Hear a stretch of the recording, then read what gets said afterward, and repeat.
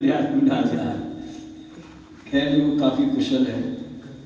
अभी यहाँ सोनगढ़ में भी काफ़ी अच्छी उसने प्रस्तुतिकरण बहुत की। अच्छा है, खुशी हुई। और ये गीत तो बिल्कुल समझ लो करंट जैसा लगता है, बहुत ही अद्भुत है ये गीत। तो वीरेंद्र कुमार जी इसको बड़े तन्मय होकर के, और जैसे कहते हैं पक्के गाने वाले, जो संगीत वाले हैं ना वो पक्के गाने वाले, वैसे गाते थे ऐसे। आवाज गूंज रही।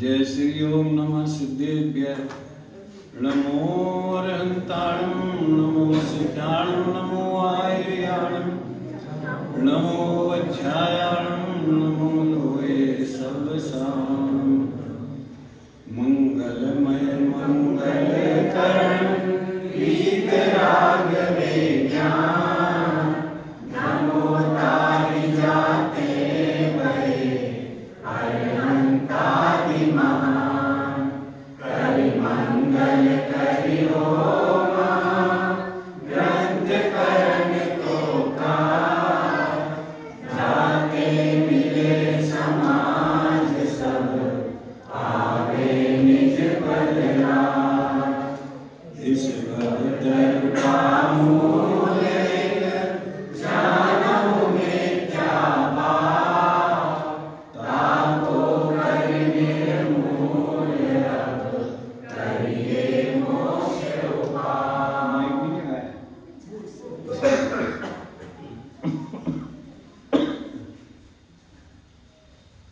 मोक्ष मार्ग प्रकाशक शास्त्र के आधार से इसके 7वें अधिकार में जैनाभाषी मिथ्या दृष्टियों के प्रकरण में निश्चयाभाषी, व्यवहाराभाषी और उभयाभाषी की चर्चा आई है। और उभयाभाषी में निश्चय और व्यवहार नयों के बारे में जो भ्रांतियां चलती हैं उनका स्पष्टीकरण हुआ है। वे अपने को जानना जरूरी है।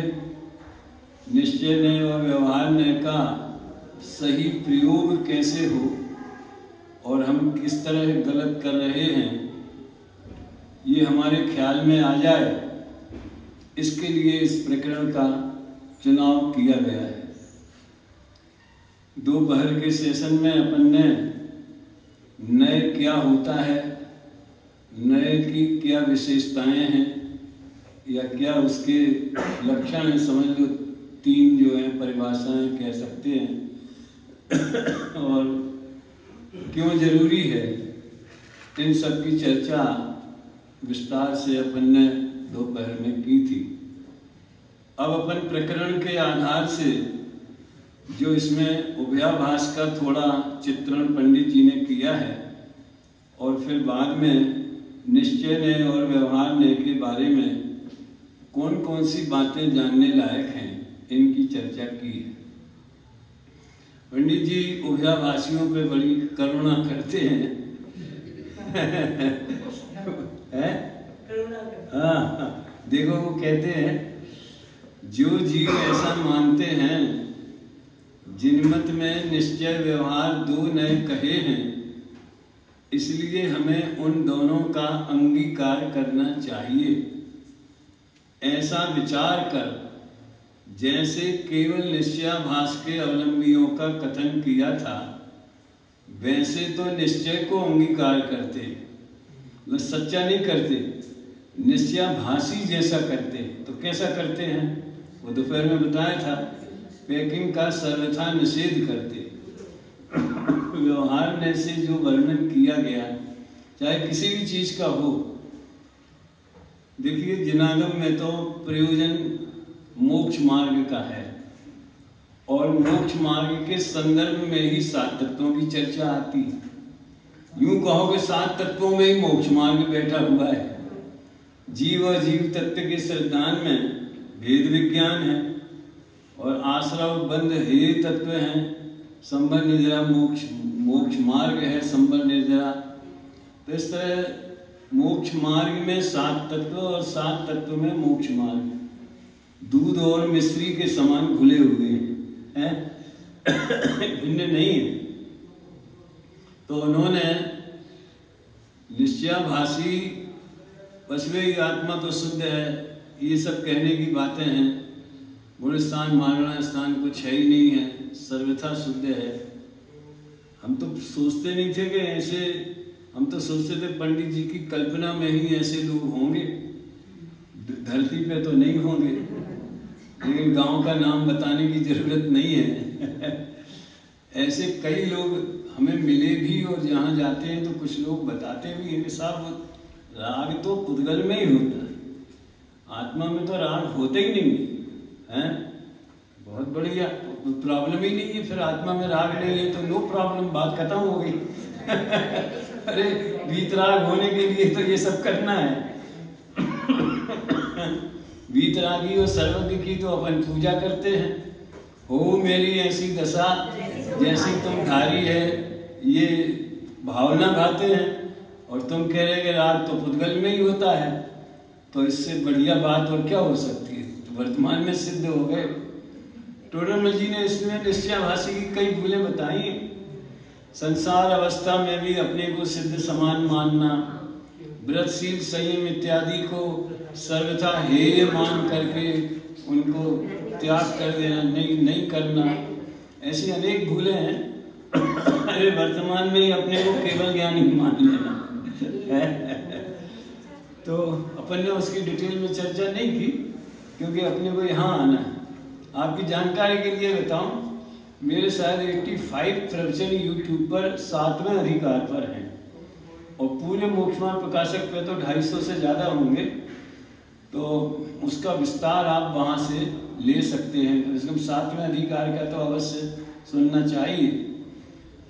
तो जैसे पहला निश्चयाभासियों का वर्णन किया था कि वो पैकिंग का यानी व्यवहार का सर्वथा निषेध करते हैं, ऐसा श्रद्धांजलि उभयाभासी करते हैं। और जैसा व्यवहाराभास के अवलंबियों का कथन किया था, उसी को परमार्थ मान लेते हैं। ये दो बातें संभव कैसे है? देखो, मैं आपको जानकारी के लिए कहूं कि ये टोडरमल जी की मौलिक कल्पना मानी जाती है उभयाभास। पंचास्तिकाय में थोड़ा निश्चयाभास व्यवहाराभास का वर्णन आया है, उभयाभास का नहीं आया। मैंने सोचा कि ये कहाँ से निकाला होगा उनने। तो आप तो मीमांसा में समंत भद्राचार्य ने कितने 10 अधिकार हैं, तो 10 जगह उभयकांत का वर्णन किया है। तो सर्वथा नित्य भी है और सर्वथा अनित्य भी है। दो सर्वथाओं को मिलाना, अपेक्षा नहीं लगाना, दो निरपेक्षों को मिलाना, सर्वथाओं को मिलाना, इसको कहते हैं मिथ्या अनेकांत या उभय एकांत। इसे क्या है? देखिए, ये अकेला इसको लेक्चर के एंगल से मत लीजिए कि आए बहुत बढ़िया प्रवचन हुए, मजा आ गया है। मुझे वो अमित शाह की बात याद आती है। उनने कहा था कि अगर आपके समझ में धर्म का मर्म नहीं आया तो आप तो क्या बोलते हैं उसको, जो टूरिज्म हो गया। तो किसी ने यूट्यूब पे लिखा भी था कि तुम पर्यटक हो कि भक्त हो, क्या बनने के है।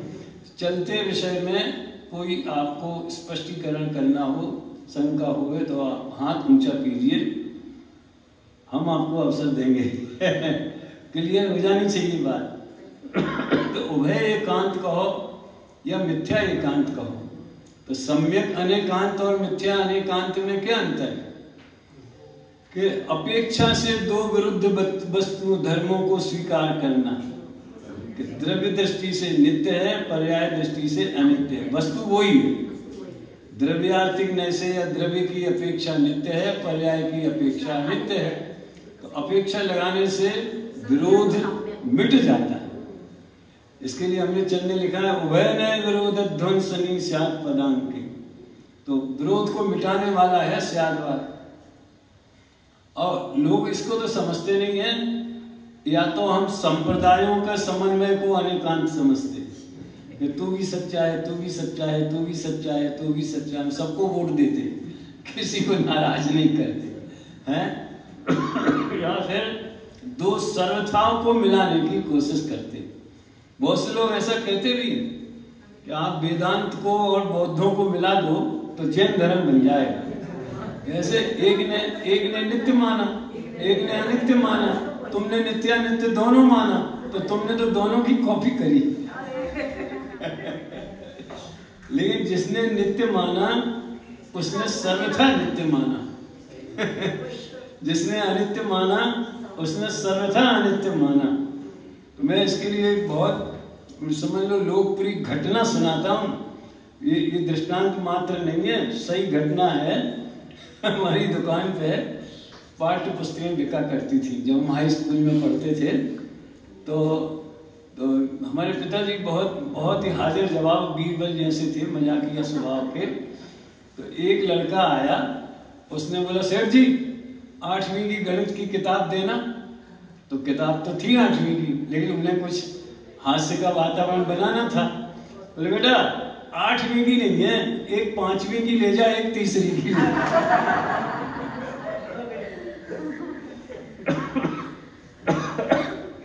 अब बताओ है, जब 5 और 3 मिलके 8 हो सकते हैं तो 5वीं और 3री की किताब मिला के 8वीं की नहीं बन सकती क्या? क्यों नहीं बन सकती? क्योंकि वो अपने में पूर्ण है और वो अपने में पूर्ण है। दोनों का सिलेबस अलग अलग है, तो उन दो को नहीं मिलाया जा सकता।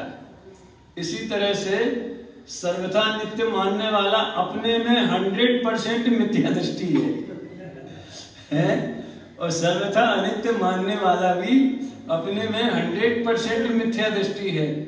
तो वो कहते तुम भी तो मान, हम नहीं मानते, सर्वथा नहीं मानते, द्रव्य दृष्टि से सर्वथा नित्य है ऐसा मानते।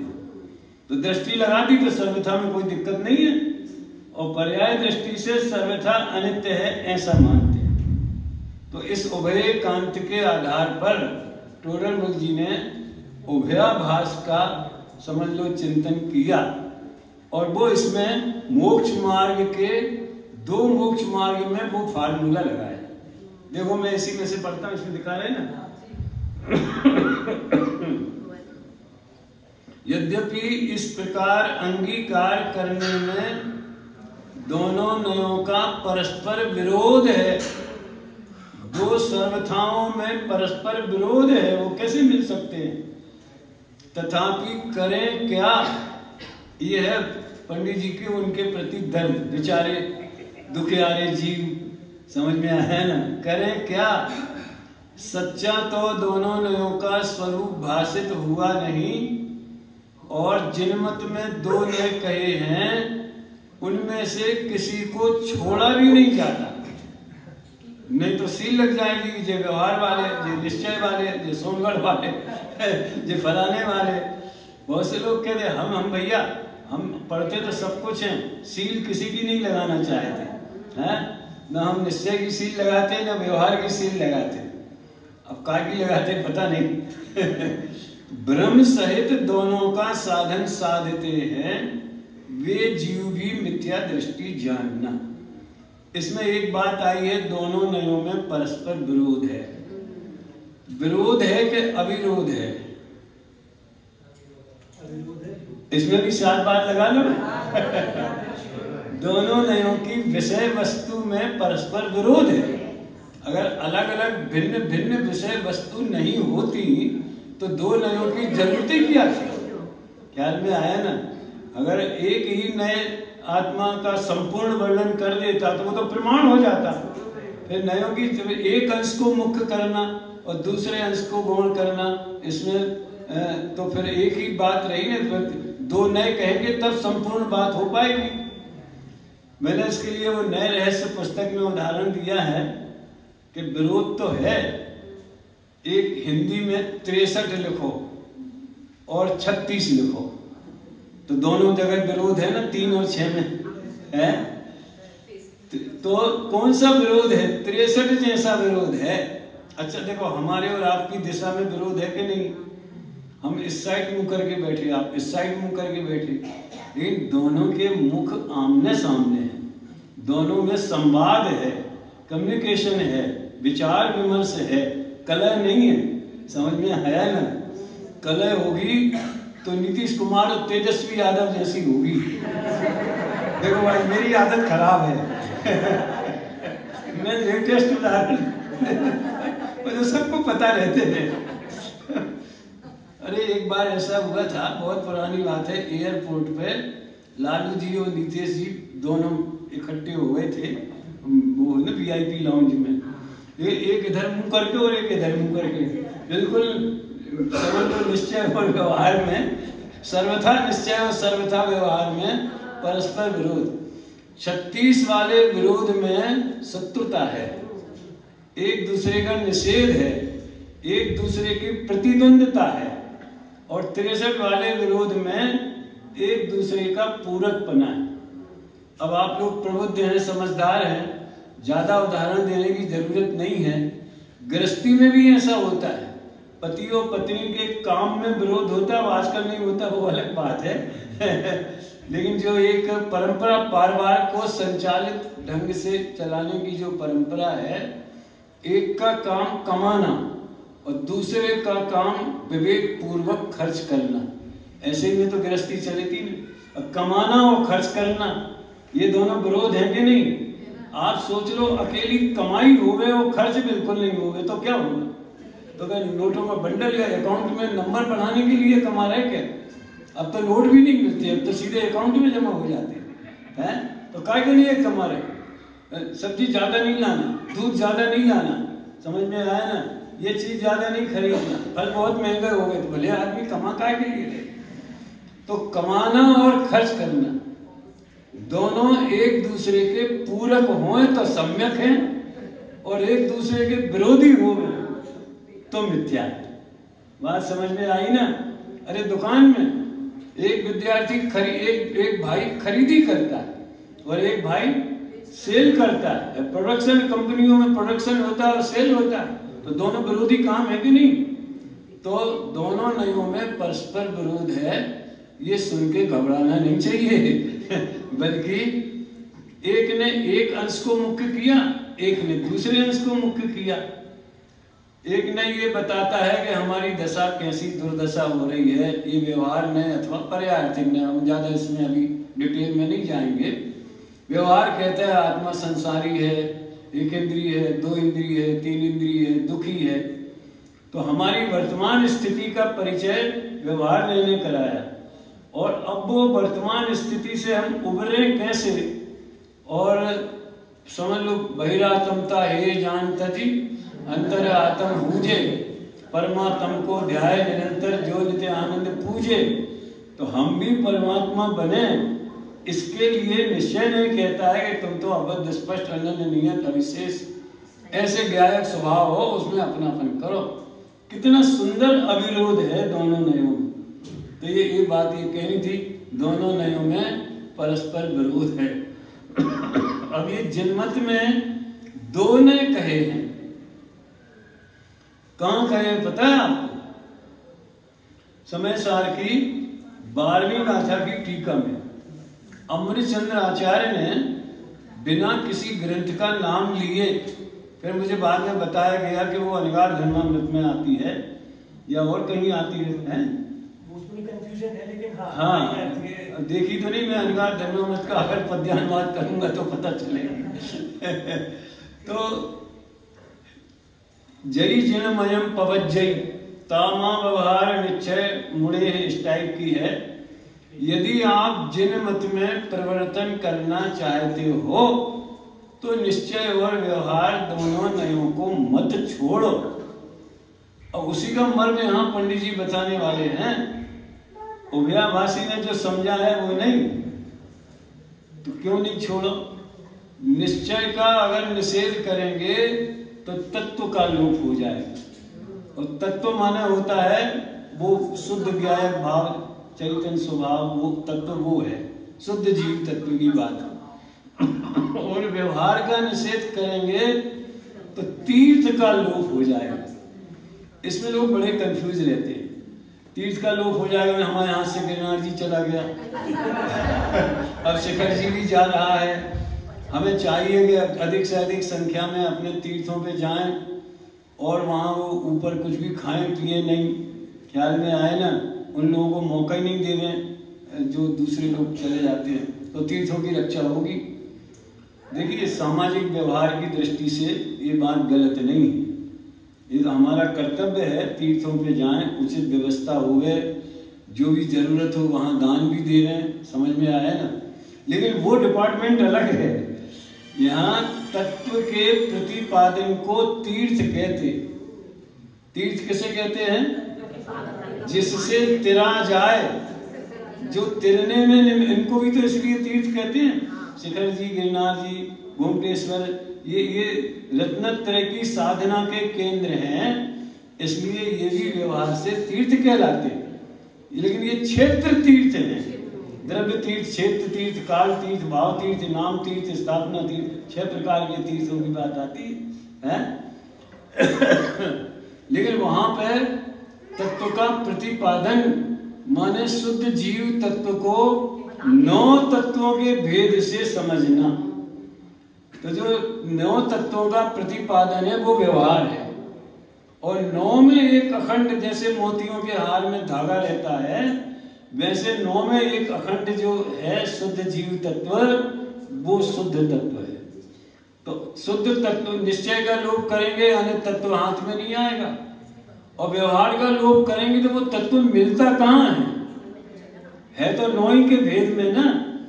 इसका वर्णन परमात्मा प्रकाश वगैरह में पंचाध्याय में बहुत अच्छा आया है 9 तत्वों में, इसलिए अपन ने वो भक्ति में वो भी लिखा, 9 भजन 9 तत्वों में छिपी ज्योति से प्रगटाएंगे।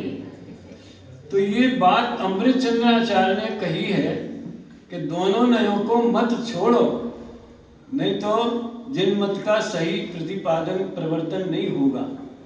उभयमासी ने समझा, हाँ हम तो दोनों को समझेंगे, यानी ये भी सच्चा है और ये भी सच्चा है। वही सो दोपहर में उदाहरण दिया था ना, वजन किस पे देना, किसको कितनी मर्यादा में स्वीकार करना, समझ में आया? किसको कितनी मर्यादा में स्वीकार करना, ये बात क्रमशः और आगे भी आएगी। तो ब्रह्म सहित दोनों का साधन साधते हैं, ये ध्यान देने लायक है। यानी सच्चा स्वरूप पता नहीं है तो भी हम तो निश्चय और व्यवहार दोनों को मानते हैं, हमारी दृष्टि में दोनों सच्चे हैं, हमें किसी का पक्ष नहीं है। तो ऐसे वो ब्रह्म में अपने आप को निष्पक्ष मानते हैं। हमने तो उसमें एक नए रहस्य में पक्षातिक्रांत नाम का अध्याय ही अलग लिखा है कि पक्षातिक्रांत का पूरा डिटेल उसमें है। वो प्रकरण थोड़ा अलग है, यहाँ डिटेल नहीं करेंगे। अब देखो, अब इनकी प्रवृत्ति का विशेष बतलाते। विशेष माने क्या फर्क है और क्या खूबी, क्या गलती है। ध्यान देखना क्या शालीन, प्रवृत्ति शब्द का प्रयोग है लेकिन मान्यता के अर्थ में, अभिप्राय के अर्थ में, समझ में आया? परिणमन, श्रद्धा में ज्ञान में क्या परिणमन होता है? अंतरंग में आपने तो निर्धार करके यथावत निश्चय व्यवहार मोक्ष मार्ग को पहचाना नहीं है। अब देखो एक एक शब्द बहुत मार्मिक है। ये निर्णय अंतरंग में होना चाहिए, यानी हमारे ज्ञान में। ज्ञान से ज्यादा अंतरंग में क्या होगा? हम ज्ञानमय है ना, तो सबसे ज्यादा अंतस्तत्व तो हमारा ज्ञान ही है। अब आजकल की भाषा में कहा जाए कि ये व्हाट्सएप पे होने वाला निर्णय नहीं है। ये सभाओं में, वाद विवादों में, गोष्ठियों में चर्चा तो हो सकती है, लेकिन निर्णय हर एक को अपना स्वयं का करना पड़ेगा। देखो एक बात है, जैसे अपने यहाँ पंगत होती है, सामूहिक भोजन होता है, सब जगह सब समाजों में होता है। तो बैठते तो सब एक साथ हैं, खाते सब अपना अपना अपनी रुचि से, अपनी भूख के अनुसार, अपनी क्षमता के अनुसार।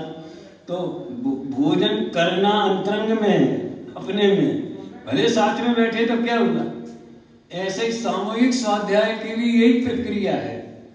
हम सब एक साथ बैठ के पढ़ रहे हैं, सुन रहे हैं, चर्चा कर रहे हैं, लेकिन डिसीजन, निर्णय जो है वो हर एक को अपना स्वयं का करना है, और ज्ञान में करना है, अनुभूति में करना है, विकल्पों में भी नहीं, लेख में नहीं, और उसको छोड़ के और बाहर किसी में भी नहीं, अंतरंग में। और निर्धार शब्द गुजराती में भी है, ये निर्णय करने के अर्थ में है। निर्धार करना माने पक्का निर्णय करना। तो अंतरंग में आपने तो निर्धार करके यथावत माने जैसा है वैसा निश्चय व्यवहार मोक्ष मार्ग को पहचाना नहीं है। अब क्या पहचानना है वो तो बाद में थोड़ी बात डिटेल में आने वाली है, लेकिन दोपहर के संदर्भ में कहता हूं कि एक है मूल वस्तु, माल जिसे कहते, और दूसरा है पैकिंग। देखो 6 ढाला की पहली 3 पंक्तियों में दूसरे छंद में निश्चय का, माल का वर्णन किया है। पर द्रव्य भिन्न आप में रुचि सम्यक भला है, आप रूप को जान पनोसो सम्यक ज्ञान कला है, आप रूप में लीन रहे थे सम्यक जाने सोई। ये माल का वर्णन हो गया। अब पैकिंग, अब व्यवहार मोक्ष मग सुनिए हेतु नियत को हो। हेतु का अर्थ भी लोग सही नहीं जानते। आपके यहाँ थोड़ी परीक्षा मुख चली है, मुझे बताया गया है, जिससे जो चीज दिख रही है, जिस दृश्य से किसी अदृश्य को जाना जाए। पर्वत पे लगी हुई अग्नि नहीं दिख रही है, लेकिन धुआं दिख रहा है, तो धुएं से अग्नि का ज्ञान करना, तो धुएं को हेतु कहते हैं। और 8वीं गाथा, व्यवहार परमार्थ का प्रतिपादक है, उत्पादक नहीं है। क्या कहा? हाँ, प्रतिपादक, बताने वाला है।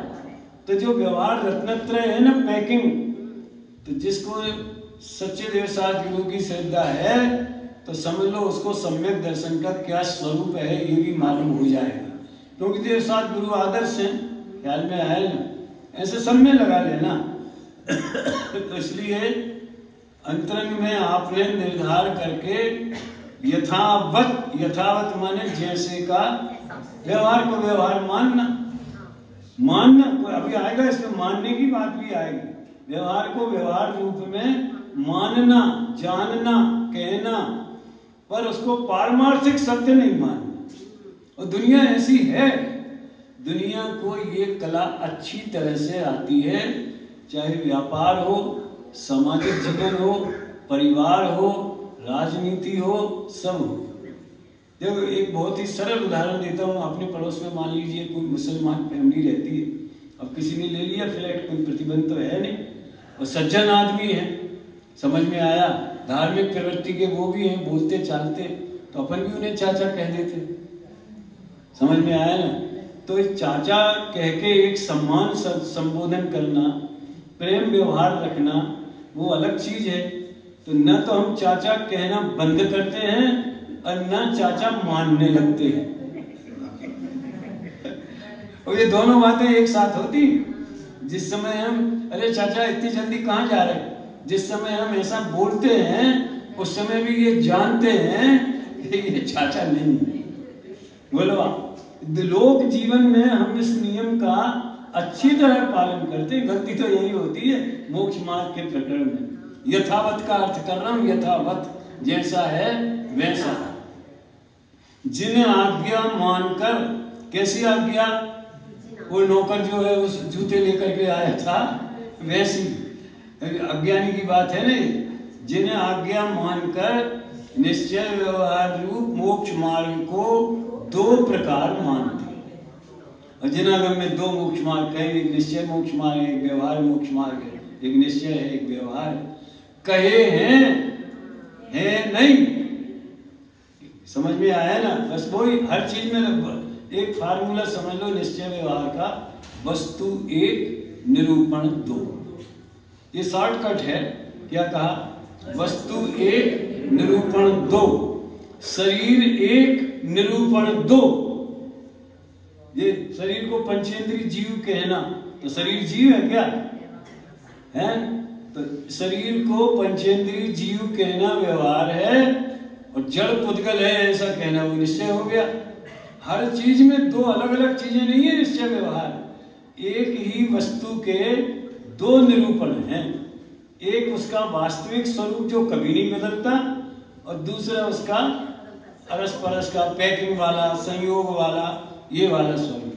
तो दो प्रकार, देखो ये क्रांतिकारी पंक्ति है, मोक्ष मार्ग दो नहीं है, मोक्ष मार्ग का निरूपण दो प्रकार का है। जहां सच्चे मोक्ष मार्ग को मोक्ष मार्ग निरूपित किया जाए वो निश्चय मोक्ष मार्ग है। और सच्चा माने क्या? सम्यक दर्शन ज्ञान चारित्र, इनके सम्यक दर्शन एक निरूपण दो, सम्यक ज्ञान एक निरूपण दो, सम्यक चारित्र एक निरूपण दो। ये सम्यक, अरे पंडित साहब के प्रवचन में तो इतना बढ़िया सुना था मैंने कि सम्यक के दो निरूपण है ना, तो निस्सांकित अंग एक निरूपण दो, निकांक्षित एक निरूपण दो। सोचो आप कितना गहरा चिंतन है? हम तो अभी हमने लक्ष्मण साहब का 4 का प्रवचन चल रहा है देवलाली में, जब वो विषय आया तो इस बात को भी कोशिश की स्पष्ट करने की, अंगों पर घटाया, समझ में आया? तो मोक्ष मार्ग दो नहीं, अनंत एक और निरूपण दो हो सकते? हाँ हो सकते हैं। समोसर में विराजमान हैं, 4 घातिया कर्म नष्ट किए हैं, और 34 अतिशय और 8 प्रातिहार सहित हैं, 100 इंद्र नमस्कार कर रहे हैं। ये बाहर का निरूपण हो गया, पैकिंग हो गई। ये अनंत भगवान की पैकिंग हो गई, परमोदायक शरीर है। और अनंत चतुष्टय के धनी तुम ही हो सिरताज, जे अंतरंग निरूपण। वहां जीव को नहीं रखेंगे, अनंत दशा बतानी है ना, इसलिए वो निश्चय में जाए। तो मोक्ष मार्ग का निरूपण दो प्रकार का है। जहां सच्चे मोक्ष मार्ग को यानी वीतराग भाव को मोक्ष मार्ग निरूपित किया जाए वो निश्चय मोक्ष मार्ग है। जहां जो मोक्ष मार्ग तो है नहीं, देखो कंडीशन क्या है, मोक्ष मार्ग तो है नहीं, मोक्ष मार्ग का निमित्त व सहचारी है, उसे उपचार से मोक्ष मार्ग कहते हैं। उपचार से अरे कहते हैं ना, यही उपचार है। पड़ोसी को चाचा कहते हैं, ये कहना ही उपचार है, कोई अलग से कोई उपचार की कोई घोषणा नहीं करनी पड़ती, हम तो तुम्हें उपचार से कह रहे हैं। ऐसा बार बार कहना नहीं पड़ता कि जे हम तो व्यवहार से कह रहे हैं, हम तो व्यवहार से। एक बार सही ऐसा हुआ था, हमारे मामा का गांव है करेली है, वहाँ हम पहली बार सोनगढ़ गए, तो बाद में एक शिविर लगा बहुत बढ़िया, 4-5 दिन का बहुत जोरदार आयोजन किया था उनने। तो वहाँ के अध्यक्ष बड़े प्रभावित हुए, तभी मेरे प्रवचन निश्चय व्यवहार पे वहाँ हुए थे, सन 69 की बात है। तो क्या हुआ, वहाँ के अध्यक्ष बड़े खुश हुए। तो एक दिन उनके यहाँ निमंत्रण था तो उन्होंने बोला, पंडित साहब कल आपको हमारे यहाँ भोजन के लिए आना है व्यवहार से।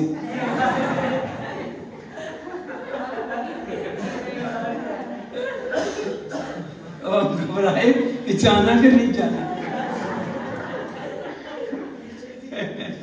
उनने क्यों कहा पता है, कि उन्हें निश्चय व्यवहार सुन रखा था, और जो अपन कहते हैं कि हाँ आत्मा खाता है, आत्मा भोजन कर, ये तो सब व्यवहार की बात है, निश्चय से तो खाती नहीं है। इसलिए उन्होंने अपनी सुरक्षा कर ली कि तुम हमें मिथ्या दृष्टि मत समझना, तुम तो ये समझना कि हम व्यवहार से कह रहे। मेरे से नहीं कही, पंडित धन्नालाल जी थे उनसे कही, तो धन्नालाल जी ने हमें बताई कि जो व्यवहार से निमंत्रण दे रहे हैं, अब चलना कि नहीं चलना। तो ऐसा उपचार कह के नहीं होता है। देखो अभी तो नुरानी वृत्ति की बातें आएंगी। वो निश्चय मोक्ष मार्ग तो है नहीं, मोक्ष मार्ग का निमित्त व सहचारी है, उसे उपचार से मोक्ष मार्ग कहा जाए, वो व्यवहार मोक्ष मार्ग।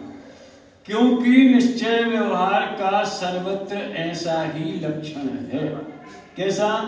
सच्चा निरूपण सो निश्चय और उपचार निरूपण सो व्यवहार।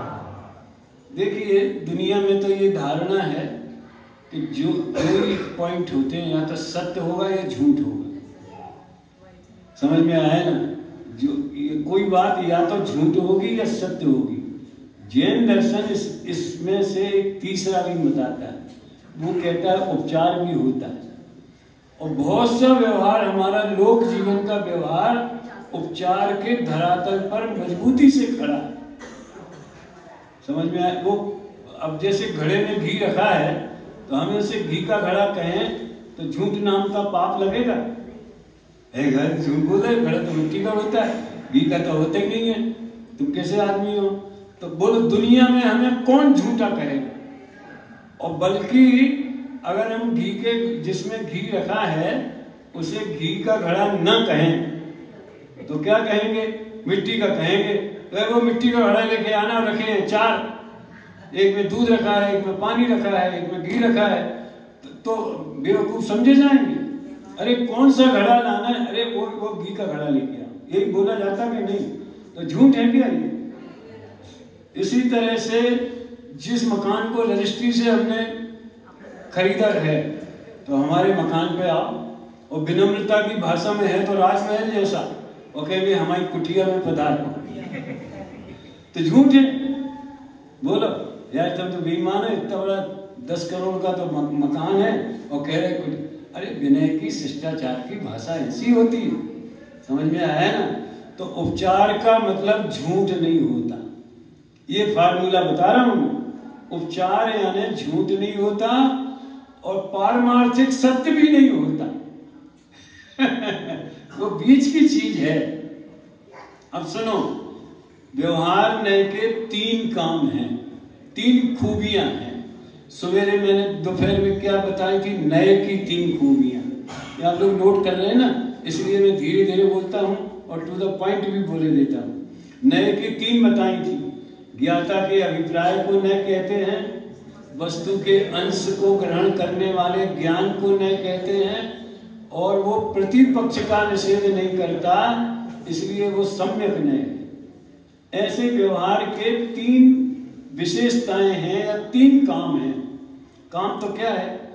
पहला तो वो स्वयं परमार्थ नहीं है, पहली खूबी तो उसमें ये है। अगर खुद ही परमार्थ हो जाए तो फिर उसमें और निश्चय में अंतर क्या रहे? समझ में आया ना? लेकिन परमार्थ को बताता है, इसको कहते हैं प्रतिपादक, परमार्थ का प्रतिपादक है। और क्योंकि वो परमार्थ को बता देता है तो इधर उधर भटकने से बचा देता है, अन्यत्र भटकने से बचा देता है। अब इस बात के लिए बहुत सरल उदाहरण, कौन सा? मान लीजिए यहां से आप किसी दूसरे शहर में जा रहे हैं, चेन्नई जा रहे हैं। अब वहां पे आपको बोर्ड मिलेगा एक रास्ते में, जहां से चेन्नई का हाईवे पकड़ेंगे तो एक साइन बोर्ड लगा रहता है। अब उसमें लिखा है चेन्नई और दूरी लिखी रहती है, चेन्नई 300 किलोमीटर।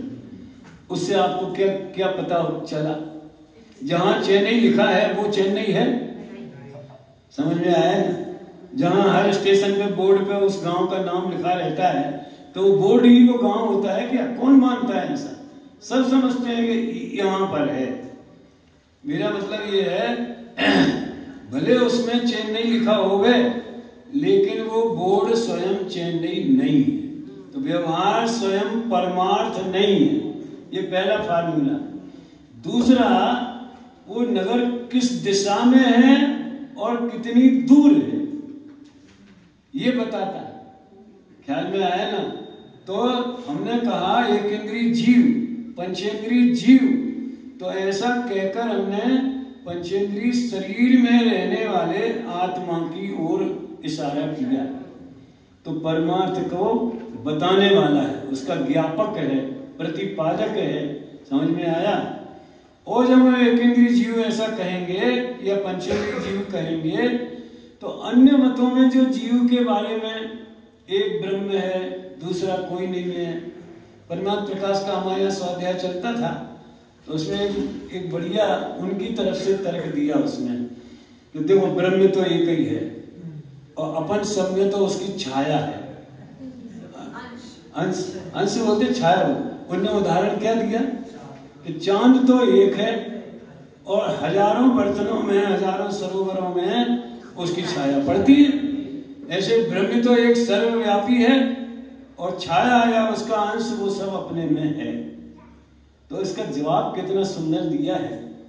कि जो शीतलता ओरिजिनल चांद में है, क्या वो शीतलता छाया में है? अगर उसका अंश हो गए तो वो वही शीतलता का 1-2% कुछ तो मिलना चाहिए, है? तो नहीं है। तो हर एक के जीव की सत्ता भिन्न भिन्न है। तो हमने ये शरीर में रहने वाला आत्मा, ये शरीर में रहने वाला आत्मा, कीड़े मकोड़ों में रहने वाला आत्मा, सब स्वतंत्र हैं, ये बताया व्यवहार ने से। तो शरीर को जीव कहते हैं ना, एक इंद्रिय जीव, दो इंद्रिय जीव, नारकी जीव, देव जीव, वो इसलिए कहते हैं कि उस शरीर के भीतर वो आत्मा विद्यमान है, तो उसके माध्यम से समझ में आ जाएगा। तो तीसरा काम क्या किया व्यवहार ने उपकार के कुमार्ग पर भटकने से बचा दिया। नहीं तो अन्य दर्शन में कोई अंगूठे जितना मानता है, कोई बट के बीज जितना मानता है, कोई अद्वैत ब्रह्म मानता है, कोई कुछ मानता है। यहाँ नहीं, अनंत सत्ताएं हैं, हर एक स्वतंत्र है, निरपेक्ष है, सबका परिणमन स्वतंत्र है। ऐसी बात बोलो जैन दर्शन के अलावा और कहाँ मिलेगी? हो गया। व्यवहार के तीन काम समझ में आ गए हैं। स्वयं परमार्थ नहीं है, परमार्थ का प्रतिपादक है और कुमार्ग में भटकने से बचाता है। मुझे सम्यक्त में ये बात अप्लाई करने में बड़ा आनंद आता है। कैसे? सम्यक्त का व्यवहार क्या है? वीतरागी देव, निर्गंत गुरु और जिनवाणी, उनकी श्रद्धा का भी मतलब समझो। लोग बहुत गलत समझते हैं। आप इनकी श्रद्धा करते, इनको हनुमान जी को मानते कि नहीं मानते? पद्मावती को मानते कि नहीं मानते? हम तो मानते हैं पद्मावती को। अरे पद्मावती है ऐसा मानते हैं। व्यंतरों को मानते हैं ना, हैं? व्यंतरवासी, भवनवासी, ये सब 4 निकाय के देव हैं, उनमें व्यंतरवासी भी हैं। वे हमारा भला कर सकते हैं, हमारा बुरा कर सकते हैं। उनके आगे हम नारियल फोड़ेंगे तो हमारा भला हो जाएगा, समझ में आया? ऐसा थोड़ी मानते हैं। मानने का अर्थ यथार्थ मानना होता है कि भला बुरा करने वाला मानना होता है। बोलो तो मानने में गड़बड़ क्या है? ऐसे राम का चला ना, राम का मुझे तो मौका नहीं मिला, नहीं तो मैं जरूर कहता किसी न किसी प्लेटफॉर्म पे। क्या हम भी राम को मानते हैं, लेकिन आपने जिस राम को आदर्श माना है, हमारे आदर्श ने उस अवस्था का त्याग किया और वीतरागी अवस्था को धारण किया है। तो व्यवहार भी सम्यक्त का व्यवहार सच्चे देव शास्त्र गुरु की श्रद्धा में प्रकट होता है। सम्यक दर्शन वो स्वयं सम्यक दर्शन नहीं है, लेकिन वैसा श्रद्धा करने वाले को होता है, अथवा जिसको सम्यक होता है उसको सच्चे देव शास्त्र गुरु की ही श्रद्धा होती। तो श्रद्धा का मतलब ये नहीं होता कि वे भला करते हैं, कि कोई कल्याण करते हैं, ये नहीं। मोक्ष मार्ग के सच्चे नेता, मोक्ष का सच्चा मार्ग बताने वाले, वे क्योंकि सर्वज्ञ हैं इसलिए उनकी वाणी सच्ची है, और वीतराग है इसलिए उनकी वाणी हितकारी। तो आप तो क्या वीतराग, सर्वज्ञ और हितोपदेशी, तो ये सम्यक्त का व्यवहार है। ये खुद सम्यक्त नहीं है, लेकिन सम्यक्त का सहचारी, इसमें लिखा ना, मोक्ष मार्ग का सहचारी, निमित्त व सहचारी है। तो देवशास्त्र गुरु की श्रद्धा मोक्ष मार्ग में निमित्त भी है और साथ में भी होती, तो सहचारी भी है। और जिसको सच्चे देवशास्त्र गुरु की श्रद्धा होगी, क्या वो कुगुरु कुदेव कुधर्म की श्रद्धा करेगा? तो एक फार्मूला बहुत बढ़िया है भैया। जैन दर्शन में जो व्यवहार मोक्ष मार्ग है, वो गृहीत मिथ्यात्व का नाश करता है, या गृहीत मिथ्यात्व के अभाव में व्यवहार प्रकट होता है, यूं समझ लो आप। और जो हमारे यहाँ का परमार्थ है, वो अगृहीत का नाश करता है। सच्चे देवशास्त्र गुरु की श्रद्धा करेंगे तो कुगुरु कुदेव कुब्र सेवक की नई प्रशंसा उचरे है, समझ में आया ना? तो गरीब मिथ्यात्व से बचेंगे, और जो निश्चय माने परमार्थ जीव उसकी श्रद्धा करेंगे तो अनादिकाल का मिथ्यात्व कर्म ही नष्ट हो जाएगा। समझ लो, खेला हो गए बोलते हैं ना, तो ये सम्यक्त का खेला हो जाएगा। ये फार्मूला समझ लेना चाहिए 3 बातें जो व्यवहार की बताई हैं। और सच्चा निरूपण वो निश्चय, तो सच्ची का अर्थ क्या, यहाँ पर तो जो कभी बदलने वाला नहीं है। तो निरूपण अपेक्षा 2 प्रकार का मोक्ष मार्ग जानना, एक निश्चय मोक्ष मार्ग है, एक व्यवहार मोक्ष मार्ग है। ऐसा 2 मोक्ष मार्ग मानना मिथ्या है। अब देखो ग्रंथ तो 300 वर्ष पहले लिखा गया था, और पीयूष जी शायद ही कोई जैन मंदिर होगा जिसमें इसकी प्रिंटेड या हस्तलिखित कोई न कोई प्रति न हो। सैकड़ों मंदिरों में हस्तलिखित प्रतियां हैं, और टोडरमल जी ने तो नहीं लिखी 300, लेकिन उस समय लिपिकार होते थे ना, पैसा देकर के नकल करवाए जाते थे, तो मजदूरी दे करके, तो ऐसी प्रतियां हैं।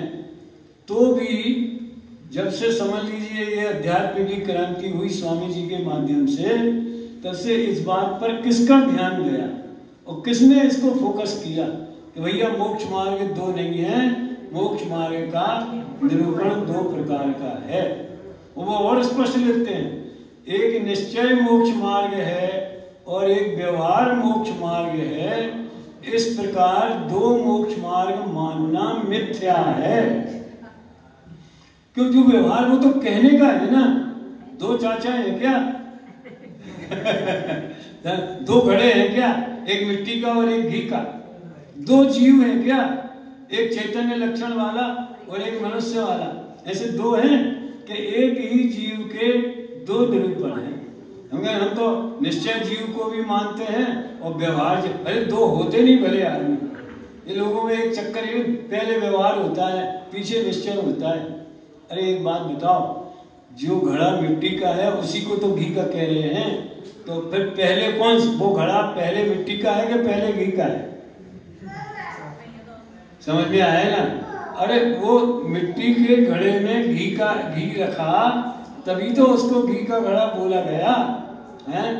तो वो ज्ञान में तो दोनों एक साथ हैं।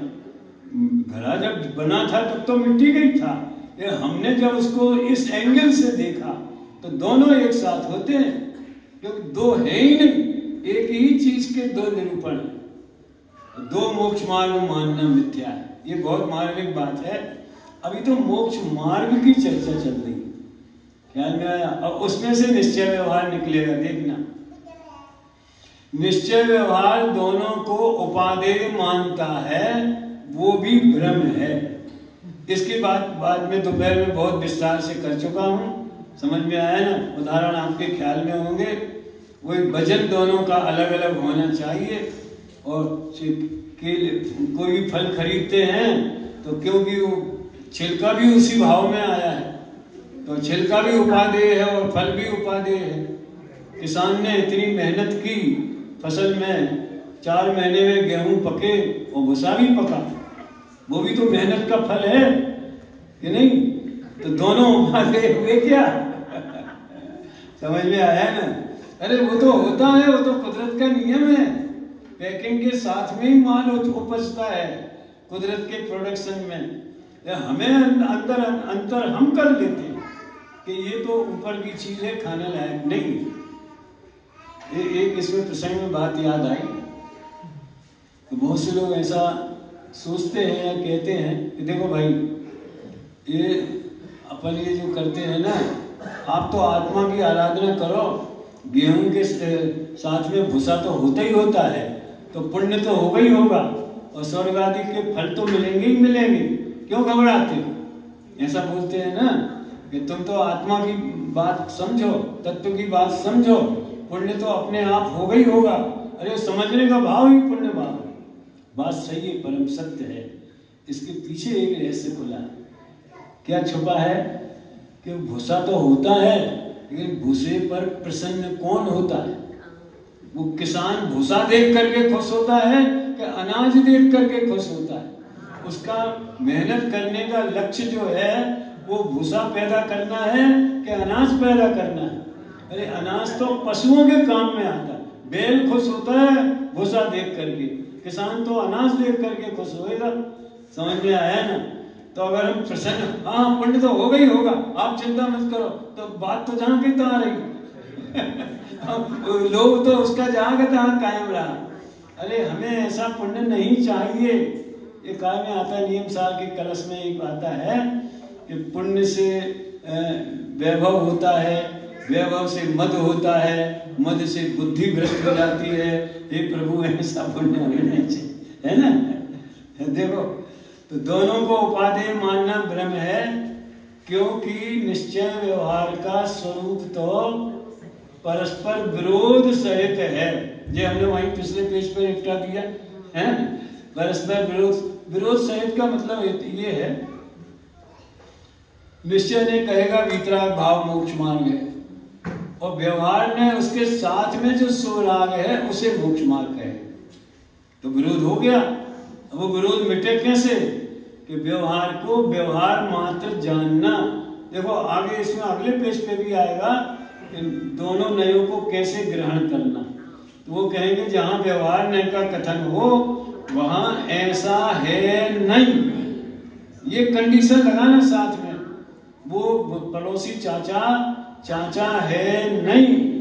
अच्छा आपको उदाहरण बदलना हो तो हम पहले देते थे, मामा के दोस्त को भी मामा कहते हैं और दोस्त के मामा को भी मामा कहते हैं। अब मामा दो तरह के, एक व्यवहार और एक निश्चय। तो कैसे लगेगा? वो कहने का मामा है, असली मामा नहीं। असली जो उसका स्वरूप है वो है। समझ में आया ना। तो परस्पर विरोध होगा और फिर भी दोनों में समन्वय कैसा होता है, ये उसको बताने वाला है। ये शिष्टाचार है, विनय है, या परमार्थ का प्रतिपादक है। इसलिए हमने उस व्यवहार को जिनवाणी में स्थान दिया है। अब समय भी अपना लगभग हो गया है ना, है? तो इसमें टोडरमल जी ने एक गाथा कोट की है, व्यवहारो अभूदत्तो भूदत्तो देशिलोदु सुदृढ़ हो। 11वीं गाथा है समय सार की। वो काय के लिए बताई है कि दोनों नयों के स्वरूप में परस्पर विरोध है। व्यवहार अभूतार्थ है। अभूतार्थ के दो अर्थ होते हैं। भूत माने होता है विद्यमान, और अर्थ माने होता है पदार्थ, अथवा अर्थ माने होता है प्रयोजन, और भूत माने स्वरूप। भूत के बहुत से अर्थ होते हैं। भूत माने भूत भी होता है, भूत माने भूतकाल भी होता है, भूत माने प्राणी भी होता है, भूत वृत्तेषु अनुकंपा वगैरह जो आता है, बहुत से अर्थ होते हैं।